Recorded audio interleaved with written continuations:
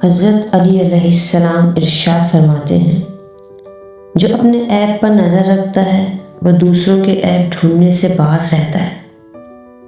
اور جو خدا کے دیے پر راضی رہتا ہے وہ ہاتھ سے گئی ہوئی چیز کا غم نہیں کھاتا، اور جو سرکشی کی تلوار سونپتا ہے وہ اسی سے قتل ہو جاتا ہے، اور جو بلا تأمل قیاس آرائی سے کام کرتا ہے ہلاک ہو جاتا ہے، اور جو اتھاہ پانیوں میں کود پڑتا ہے ڈوب جاتا ہے،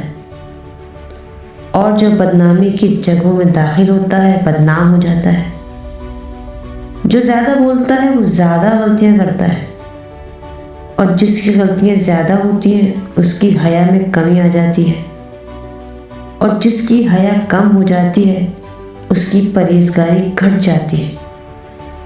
اور جس کی پرہیزگاری گھٹ جاتی ہے اس کا دل مردہ ہو جاتا ہے، اور جس کا دل مردہ ہو جاتا ہے وہ واصل جہنم ہو جاتا ہے، اور جو لوگوں کے عیوب دیکھ کر تو چہ بچہ ہوتا ہے اور اپنے انہی عیوب کو پسند کرتا ہے وہ بہینۂ احمق ہے، اور قناعت وہ مال ہے جو ختم نہیں ہوتا، اور جو موت کو اکثر یاد کرتا رہتا ہے اسے تھوڑی سی دنیا بھی مل جائے تو راضی ہو جاتا ہے،